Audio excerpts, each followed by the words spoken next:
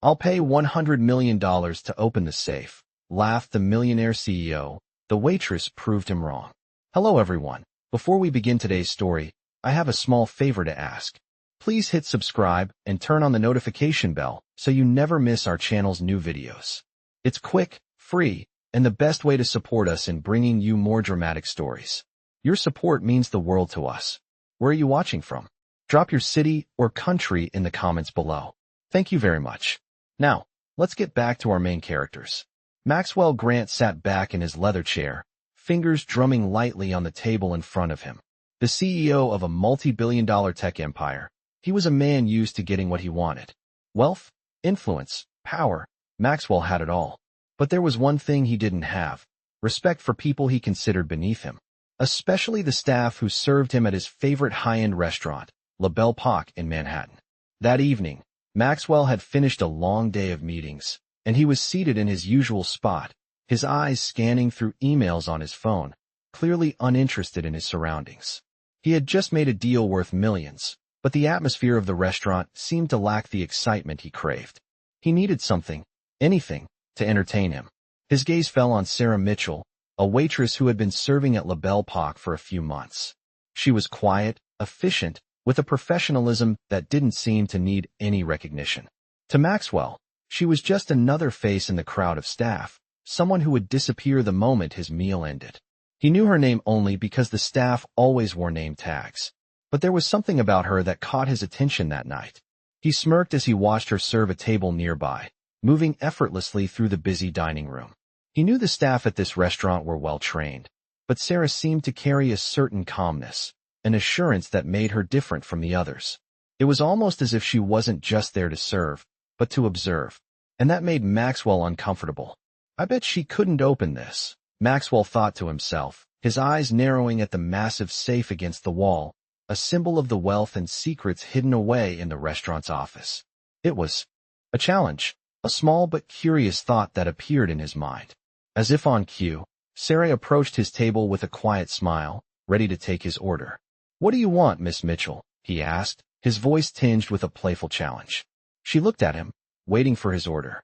Maxwell, however, wasn't interested in the food. He was interested in her response. "You know," he said with a chuckle, "I'll pay $100 million if you can open that safe." Sarah's eyes flicked toward the safe, then back to him. For a moment, she didn't speak. She didn't laugh or roll her eyes like most people would have. Instead, she simply replied, "I'll try my best." Her tone was calm, unbothered. Maxwell felt his smirk grow wider. He was used to throwing out challenges like this, mostly to amuse himself. But there was something about Sarah's response that intrigued him. She wasn't scared. She wasn't trying to play along with his joke. She was simply acknowledging the challenge without hesitation. He sat back, waiting for her to fail. He knew she would. How could she possibly open a state-of-the-art safe? After all, she was just a waitress. It was a ridiculous thought. Or so he thought. Sarah didn't rush. She didn't flinch, didn't give in to the taunting tone of Maxwell's challenge. She simply walked over to the safe, her movements calm, collected. Maxwell leaned back in his chair, expecting to watch her fumble with the large, imposing safe. The room buzzed with activity as other guests dined, oblivious to the small drama unfolding at Maxwell's table. He raised an eyebrow, wondering if she would even know where to begin. But Sarah wasn't fazed by the enormous safe. She paused for a moment, then knelt in front of it, inspecting the intricate mechanism on the door. Maxwell watched her carefully, his fingers still drumming impatiently on the table. He had no idea why he was even entertaining this thought. After all, she was just a waitress. What could she possibly know about opening a safe? But as Sarah looked at the safe with that quiet determination in her eyes, a small part of him wondered. There was something about her calm demeanor that made him uneasy. She wasn't performing for him or trying to impress anyone. She wasn't rattled by his wealth, his presence, or the ridiculous challenge he had set for her. She simply focused on the task at hand. Maxwell leaned forward, intrigued despite himself. Sarah reached into her apron pocket and pulled out a small tool, a key, perhaps, or a device to aid her in opening the safe. He couldn't quite tell. Her fingers worked swiftly but precisely, as if she had done this countless times before. He couldn't believe it. What was she doing? A waitress opening a safe? His mind raced. She was just supposed to serve drinks, clear plates, and smile politely. What was happening right now defied all his expectations. The room seemed to hold its breath as Sarah continued to work, twisting the dial and adjusting the small mechanism inside the safe. Maxwell's attention was so focused on her that he barely noticed the staff in the background stealing glances in her direction. Sarah didn't even look up, not even once. She was completely absorbed in what she was doing, her concentration unwavering. Then, without warning, there was a soft click. Sarah stood up and stepped back. Maxwell stared at her, unable to process what had just happened. The safe door swung open effortlessly, revealing the contents inside. She had done it. She had actually opened the safe. For a moment, Maxwell was speechless. He blinked, unsure of what to say, his thoughts a blur. How had she done that? He had expected her to fail, to prove him right. But instead, she had succeeded with the most quiet, effortless grace. Maxwell opened his mouth, but the words didn't come. Sarah turned to him, her expression unchanged, almost serene. She didn't boast, didn't gloat. She simply walked over to him, her movements fluid and confident. "Here's your safe," she said, her voice calm and steady. Maxwell blinked again, still in disbelief. How did you do that?" he asked, finally finding his voice. Sarah smiled faintly, her blue eyes meeting his for the first time since she started. "I've had some experience with locks," she said quietly. "But I'm guessing you didn't expect a waitress to know about that." The words hung in the air, and Maxwell felt his face flush. He had made a foolish bet, one that he hadn't expected to lose. And worse, he had underestimated her. For the first time in a long time, he felt something he hadn't expected: respect. It was a humbling feeling. Sarah, however, didn't seem to want to dwell on it. She simply nodded, then turned and started to walk away. Maxwell watched her go, his mind racing. He had just witnessed something extraordinary, something he couldn't explain. He realized, in that moment, that he had been wrong about her, and perhaps about a lot of other things in his life too. Maxwell Grant sat at the table, his mind still trying to process what had just happened. Sarah Mitchell had opened the safe. She hadn't struggled, hadn't hesitated, she just did it. There was no fanfare, no dramatic build-up. She simply walked over, worked her magic, and it was done. Maxwell was a man who had built an empire on knowing things, on understanding people, on controlling situations. But this was unexpected. He watched as Sarah walked away, her quiet confidence settling around her like a shield. He couldn't help but feel a sense of admiration, something he hadn't felt in a long time. He wasn't used to being surprised, let alone humbled. But there it was, and it gnawed at him. Maxwell's mind raced. He could hear the murmurs of the other guests, some of them looking over curiously, others still too absorbed in their own meals to notice the quiet shift that had just taken place in the room. The waitress had done something he couldn't do himself, and that realization unsettled him more than he cared to admit. As Sarah disappeared into the kitchen, Maxwell's thoughts wandered. He knew he had to do something, but what? He couldn't just let this moment slip away. He couldn't let his ego be bruised without getting something out of it. He stood up from his seat, feeling the weight of the decision he was about to make. He needed to speak with her. He needed to understand, not just how she opened the safe, but who she really was. Maxwell approached the kitchen door, his steps slow, deliberate. As he reached for the handle, his phone buzzed in his pocket. He paused, looking down at the screen. It was a message from his assistant, a reminder of the board meeting scheduled for tomorrow. But he wasn't interested in that now. Not when he had this puzzle sitting right in front of him. Maxwell pushed the door open, stepping into the kitchen. The clatter of pots and pans, the hum of the busy environment. It was all a sharp contrast to the quiet that lingered outside. Sarah was at the counter, wiping down a dish. She didn't look up as he entered, didn't acknowledge his presence right away. Maxwell cleared his throat, and Sarah glanced over, her expression neutral, though there was a flicker of surprise in her eyes. "Mr. Grant," she said, her voice calm. "What can I do for you?" Her tone was professional, but there was something else there too. Something that told him she wasn't intimidated by him, by his wealth, by his position. Maxwell paused, collecting his thoughts. This wasn't a situation he was used to. But here he was, stepping into her world now. And for the first time in a long time, it felt a little out of his control. "I need to know more about you," Maxwell said, the words coming out more softly than he intended. Sarah's brow furrowed slightly.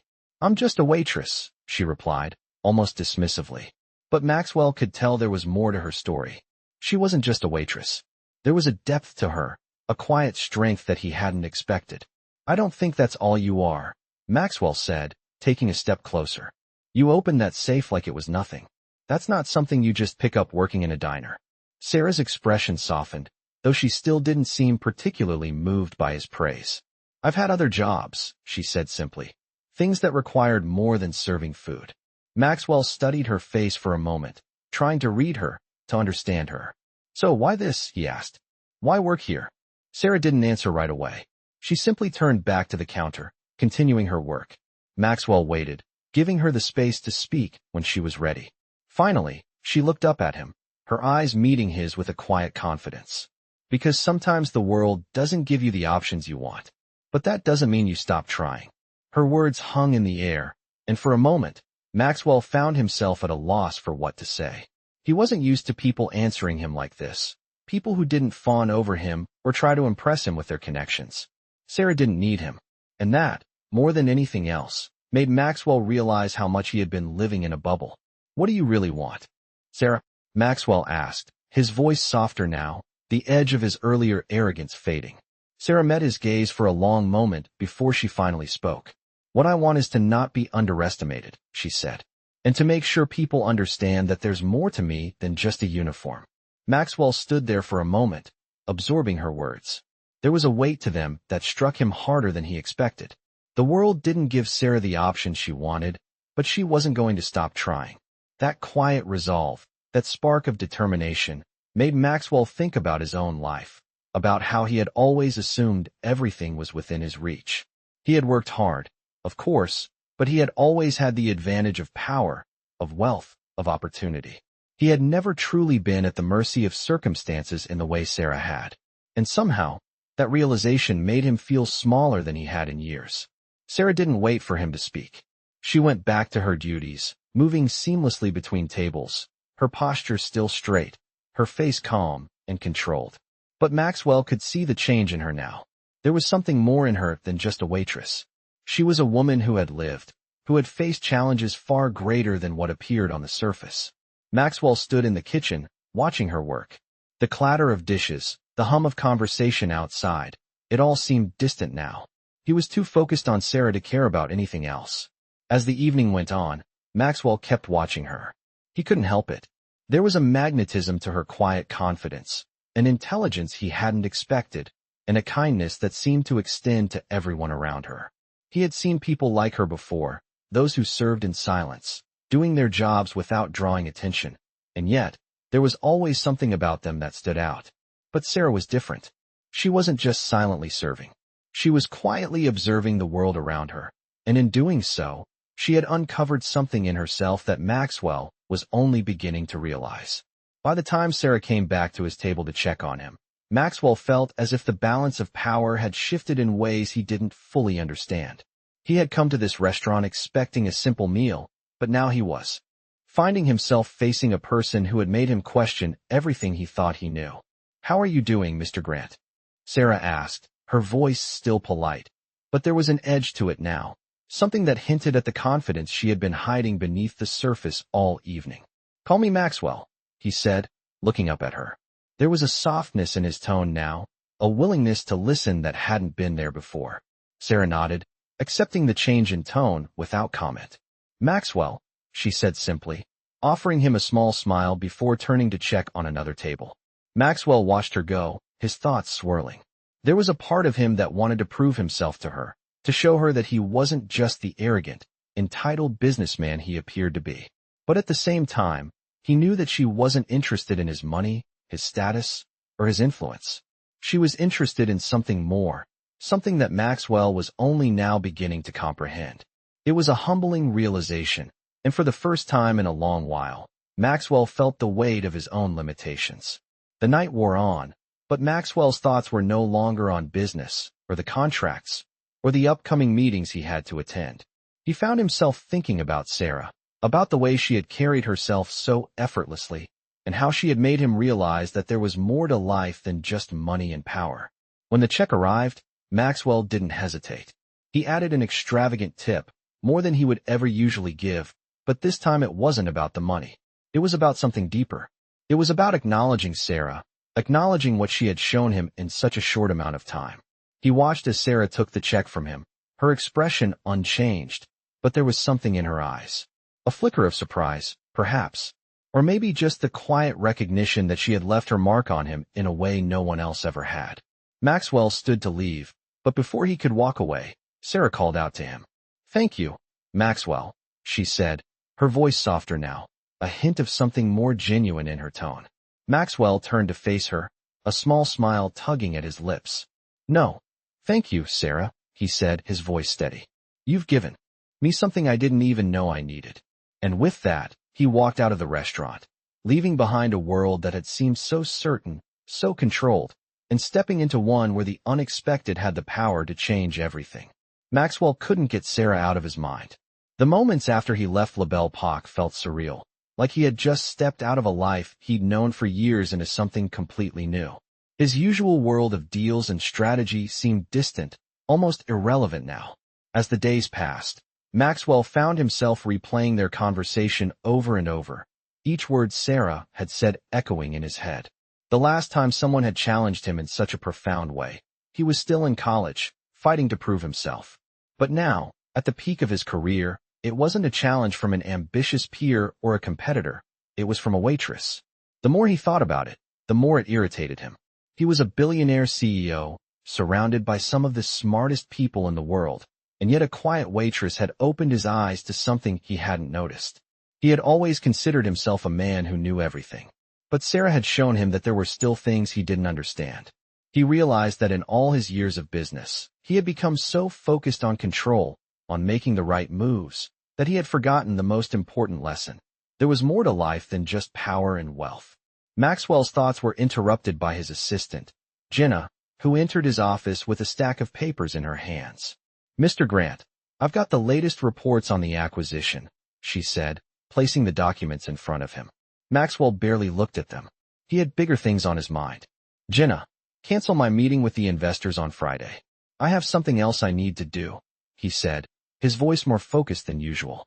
Jenna raised an eyebrow, surprised by his sudden decision. "Of course, Mr. Grant. What should I reschedule?" "I'm going to La Belle Époque," he said, his tone leaving no room for debate. Jenna didn't question it further. She knew better than to ask about his personal affairs.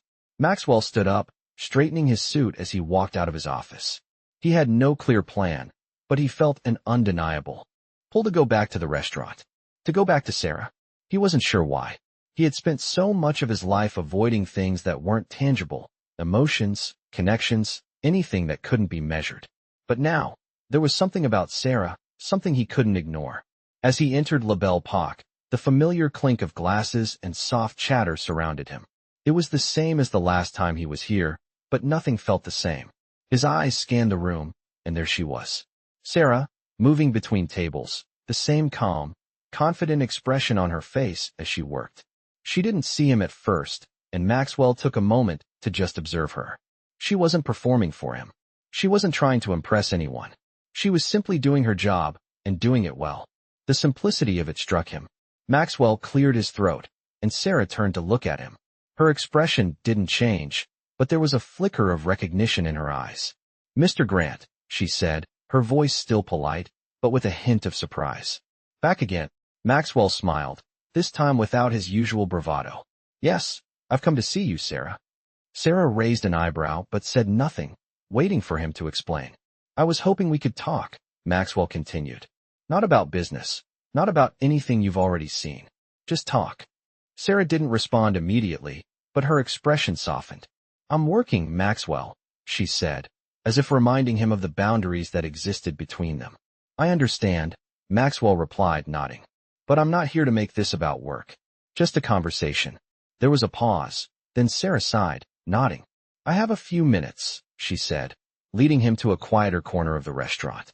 As they sat down, Maxwell realized he was more nervous than he had been in a long time. He was a CEO, a man who had built an empire from the ground up, but sitting here, facing Sarah, he felt small. For the first time, he didn't have all the answers. "Why do you do this?" Maxwell asked, his voice quieter now. "Why work here, when you're clearly capable of so much more?" Sarah didn't answer immediately. She just stared at him for a moment, as if measuring his sincerity. Because sometimes, Maxwell, you don't get to choose what life throws at you, she said. Softly. You do what you have to do to survive. And sometimes, surviving means being more than what people expect you to be. Maxwell's eyes narrowed. And what do you want, Sarah? He asked, genuinely curious. What's your goal? Sarah smiled, but there was no arrogance in it, no pretension. My goal, she said, is to prove that I'm more than just a waitress. That's all. Maxwell sat in silence for a moment, processing Sarah's words. Her answer was simple, but it struck him deeply. She wasn't here for the prestige or the status. She was here for something much more fundamental, to prove herself. And in that moment, Maxwell realized that his entire life had been spent chasing things that didn't really matter, things that hadn't fulfilled him. He had been searching for validation in power, money, and influence, but Sarah? She was searching for something real, something that came from within. And what do you think that means for you? Maxwell asked, his voice quieter now, almost as if he were reflecting on his own life. Sarah didn't hesitate. It means I'm not going to stop proving people wrong, she said with conviction. No one sees what I'm really capable of, but I will show them. One way or another, they'll know who I am. Maxwell felt a sense of admiration he hadn't expected. Here was a woman, not much older than he was, who had faced the harsh realities of life and come out stronger. She didn't care about the labels others had placed on her. She didn't need approval. She just needed to keep moving forward. He found himself wondering how many people he had underestimated over the years. How many people had he ignored, written off, or dismissed simply because they didn't fit into his narrow view of the world. And in that moment, Maxwell realized how much he had to learn from Sarah. They sat there in silence for a while, the only sound the soft murmur of conversation and the clinking of silverware from the surrounding tables. Maxwell was aware that this wasn't a typical conversation he would have had with anyone, let alone a waitress. But something about Sarah made him feel like he was speaking to someone who saw the world differently. A person who wasn't trying to impress him or win his favor, but simply trying to find her place in it. You're not what I expected, Maxwell said after a while, his voice thoughtful. Sarah looked up at him, her expression unreadable. What did you expect? She asked, a hint of amusement in her voice. Maxwell shrugged, not sure how to explain it. I don't know, he admitted. I guess I expected someone trying to impress me, someone looking for a way in. But you're different. You don't need me or anyone else to validate you. Sarah smiled faintly, but there was no smugness in it, no pride, just a quiet acknowledgement of the truth. I don't need anyone's approval, she said softly. I've learned that the hard way. Maxwell felt a strange sense of respect for her, something he hadn't felt for anyone in a long time.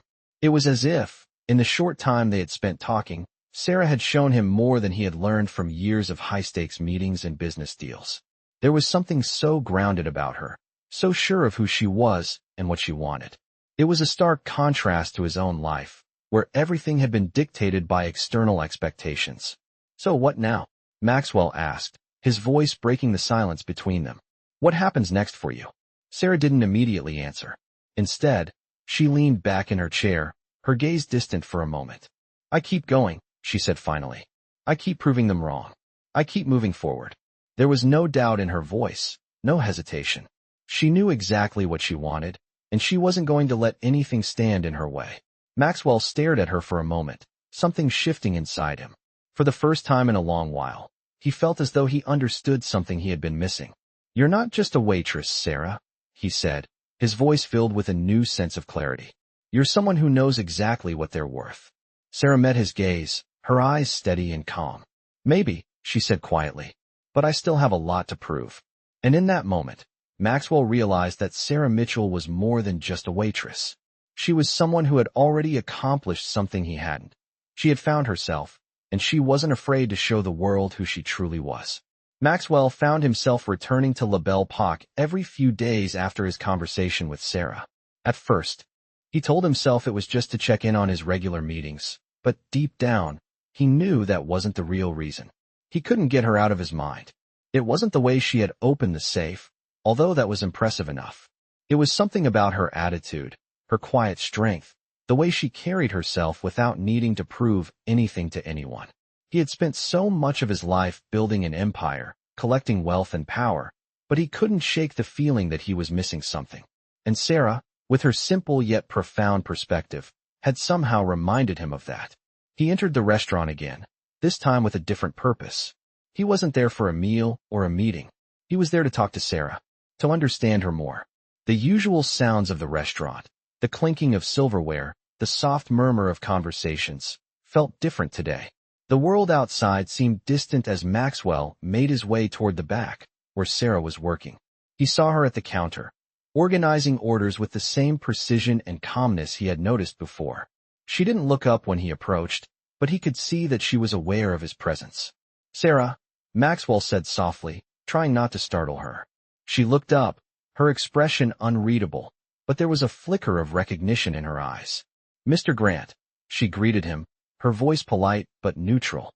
Maxwell felt a small pang of disappointment at the formality of her tone, but he quickly pushed it aside.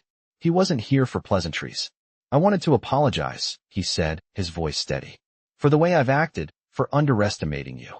I should have seen more than just a waitress." Sarah didn't respond immediately.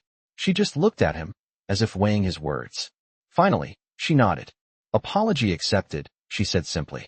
"But it's not necessary. I don't need your validation." Her words hit him harder than he expected. He had spent so much time being surrounded by people who sought his approval, who hung on his every word. But Sarah wasn't like that. She didn't need anything from him. She wasn't looking for a reward or recognition. She was already complete, already sure of herself in a way that Maxwell admired but couldn't fully comprehend. "You're right," Maxwell said after a moment, his tone softer now. "I've been so focused on my own world, I failed to see the people in it." Sarah didn't say anything. She simply nodded, her gaze returning to the counter in front of her. Maxwell stood there for a moment, unsure of what to say next. He wasn't used to feeling vulnerable, to not having all the answers. But Sarah had a way of making him feel that way, of making him question the things he had always taken for granted. Finally, he broke the silence. "What do you want, Sarah?" he asked, his voice gentle but full of curiosity. "What's your goal, beyond proving people wrong?" Sarah didn't hesitate. She looked up at him with a steady gaze, her blue eyes reflecting something deeper than just the surface. "My goal is to make a difference," she said quietly. "Not just for me, but for others. To show that anyone, no matter where they start, can build something bigger than what people expect." Maxwell was silent for a moment, processing her words. There was something about her, something that felt different from the world he knew. She wasn't just trying to survive in a system that had been designed for people like him. She was trying to change the system. And in that moment, Maxwell realized that he wasn't just dealing with a waitress. He was dealing with someone who had a vision, someone who had the kind of courage that could change the world. "I admire that," he said finally, his voice low but sincere. Sarah didn't smile, but her eyes softened. "Thank you," she said. "But I'm not doing it for admiration. I'm doing it because it's what I believe in." Maxwell found himself smiling for the first time in days. "Maybe we can help each other," he said. Sarah raised an eyebrow, clearly intrigued but not fully convinced. "How's that?" she asked. "I've built something, but I think I need your perspective," Maxwell said. "I want to make sure the work I'm doing isn't just about the bottom line. I want it to matter. I want to leave something behind that means more than just profit." Sarah considered his words carefully, then nodded slowly. "I can help with that," she said. "But only if you're willing to really listen. It's not going to be easy." Maxwell smiled again, this time with a sense of purpose. "I'm ready." And as he walked out of La Belle Park that evening, he felt something shift inside him. For the first time in years, he wasn't focused on what he had already achieved. He was focused on what he could do next, with Sarah's guidance, to make a real difference. And that was a feeling he had never known before. Maxwell's life began to change in ways he couldn't have predicted. The conversations with Sarah continued, not just in the restaurant, but in the quiet moments of his day when he found himself thinking about her words. She didn't just open his eyes to a new way of thinking. She had challenged him to look beyond the empire he had built, to consider something greater than just profit and power. He had always thought of himself as a successful man, a man who had worked hard for everything he had. But now, Sarah was showing him that there was more to success than just accumulation. Sarah's perspective became a constant in Maxwell's mind. He found himself questioning the way he approached his business, the way he made decisions. It wasn't just about maximizing returns anymore. It was about making a meaningful impact. He began to see the cracks in the way he had been operating, the missed opportunities to create something that lasted, something that mattered. Maxwell started spending more time with Sarah outside the restaurant. They would meet for coffee, for walks, and each time, their conversations became more profound. Sarah spoke about the things she had learned in life, the struggles she had faced, and how they had shaped her. She didn't speak in grandiose terms. She spoke simply, honestly, and with a humility that struck Maxwell to his core. She had faced hardships, yes, but she hadn't let them define her. Instead, she had taken control of her own destiny. One evening, as they sat at a small cafe near the restaurant, Maxwell asked her, "How did you get here, Sarah? How did you find the strength to keep moving forward?" Sarah looked at him, her eyes thoughtful. "I don't know if it was strength," she said softly. "I just knew I had to keep going. I didn't have a choice. People expect so little from you when you're in my position. But I knew I was capable of more. I had to prove it to myself first. And then, once I proved it to myself, it became easier to show others." Maxwell was silent for a moment, reflecting on her words. There was a depth to Sarah that he hadn't fully understood until now.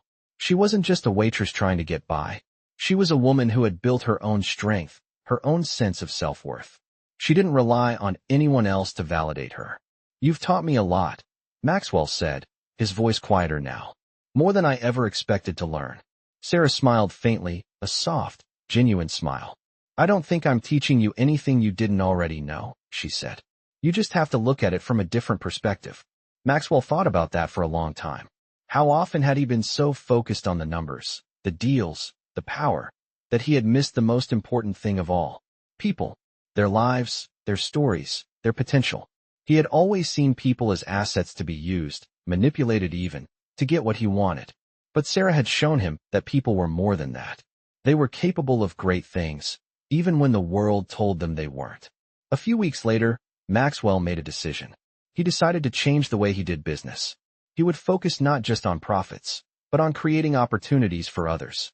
He would use his wealth and influence to help people who had been overlooked, people like Sarah, who had the potential to do extraordinary things but had never been given the chance. Maxwell met with his board of directors and explained his new vision for the company. At first, they were skeptical. They questioned how it would affect the bottom line. But Maxwell was steadfast. He knew it was the right thing to do. He had seen the difference it had made in his own life, and he knew it could make a difference in the world. As time passed, Maxwell began to feel a sense of fulfillment he had never known. His business was thriving, but it wasn't just because of the money. It was because he was creating something bigger than himself. He was building a legacy that mattered. One day, as he walked into La Belle Époque, he saw Sarah at the counter, organizing a stack of plates. She looked up and smiled as he approached. "Maxwell," she said, her voice warm. "How's everything going?" Maxwell grinned, his eyes sparkling with a new kind of energy. "It's going better than I could have imagined," he said. "And it's all thanks to you." Sarah raised an eyebrow. "Me?" "Yes," Maxwell said, nodding. "You taught me that success isn't just about wealth. It's about creating something meaningful, something that helps others. And I've been trying to live by that." Sarah smiled, a hint of pride in her eyes. "I'm glad to hear that," she said. "But you always had it in you. You just needed to see it." Maxwell looked at her, feeling a sense of gratitude he had never felt before. "I'm still learning," he said, his voice full of sincerity. "But I know one thing for sure. You've changed my life." Sarah just smiled, her eyes meeting his with quiet understanding. "You changed your life, Maxwell," she said. "I just helped you see it." Maxwell's days became more focused, more intentional. His life, once dictated by a constant pursuit of wealth and power, now felt rooted in purpose. Sarah's words, her example, had pushed him to look beyond his own world. He was no longer just chasing deals or climbing the ladder. He was trying to make a real difference, something that would last long after the numbers on a balance sheet faded. The transformation wasn't instant, but it was real. Maxwell began spending more time with people he had previously overlooked, his employees, the workers who kept his empire running behind the scenes. He didn't see them as tools for profit anymore. He saw them as people with potential, with dreams. Sarah had shown him that. He knew that his company couldn't just be about earning money. It had to be about creating opportunities for others to grow. But it wasn't always easy. Change never was. He encountered resistance from his board members, who didn't understand the shift in priorities. They couldn't grasp why he was giving away more, why he was funding initiatives that didn't directly benefit the company. "Maxwell, you've built an empire," one of his senior advisors had told him. "You can't just give it away. This is about survival, not charity." Maxwell had smiled, a little unsure of how to explain it. But he knew the answer now. "It's not about charity," he said. "It's about legacy. It's about building something that makes the world better, not just bigger." Slowly, Maxwell began to implement the changes. He used his wealth, his resources, to fund education programs, small business grants, and mentorship opportunities. He even started a foundation dedicated to giving people from disadvantaged backgrounds the chance to start their own companies. It wasn't always smooth sailing. There were failures, setbacks, moments when it felt like he was pushing against a tide of indifference. But Maxwell kept going. Every time he felt unsure, he remembered Sarah, her calm confidence, the way she faced every challenge with determination. He remembered her words about proving others wrong, not for their approval, but to prove to herself that she was capable of more.